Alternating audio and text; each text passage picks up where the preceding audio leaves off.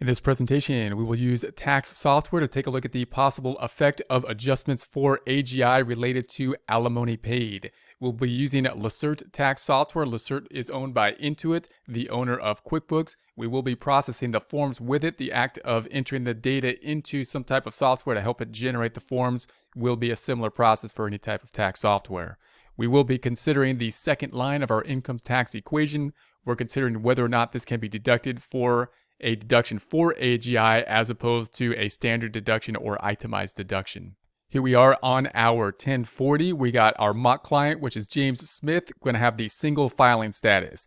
If we scroll down, we have the no dependents here. We have the wages, 100,000 on the wages. That's all the information we're having here. We're considering then line 8A. So the scenario here would be that there's been a divorce has then happened, and there's a question, and then we're going to say that James is paying alimony. So there's the question if there's a payment going from one spouse to another after the divorce agreement has happened. It's probably not a property settlement. This is going to be payment in the future, and therefore the question is it alimony or child support? And if it's alimony, then the question is, did it happen before or after? Was the agreement happening before or after the cutoff date for the old rules versus the new rules?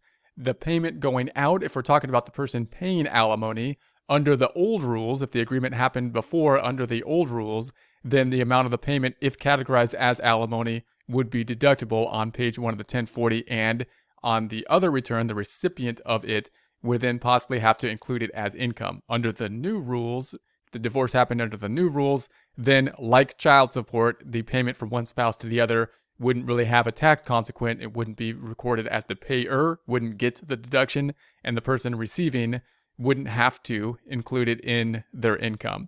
So therefore, you're going to have to determine as the tax preparer, is this alimony or child support?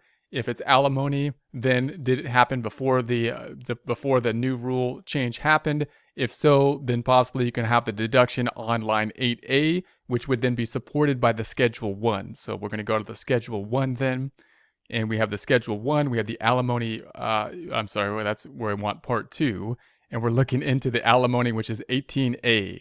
So in 18A, I'm going to get rid of this check mark. I'm going to jump to that screen. We're going to jump to it. And then we have the alimony paid. Now, within the alimony paid, notice you have some other information. We want the recipient's name. So I'm going to say Smith, and we want the social security number of the recipient. So, and then the amount paid, let's say 5,000. And then the agreement date, I won't put this here, but the agreement date is going to be important because that's going to give the IRS more information about about the old rule versus the new rule. Let's go ahead and put it in here. We're going to put on January 1st, 2016. So that's going to be prior to the cutoff date for the new rule, the cutoff date being December 31st, 2018. So I'm going to say OK, and then we'll go to the forms. And then within the forms, we see here that we have the 5,000 related to the alimony paid. And you'll recall that anytime you have a deduction, the IRS wants to pressure the person who's paying, which in this case is the taxpayer, to somebody else to, if they want the deduction, tell us who you're paying, because then if you get the deduction, the IRS is going to expect that the other person typically will have to record it as income. Therefore, they want the name and particularly the social security number of the person being paid. So there's the 5,000.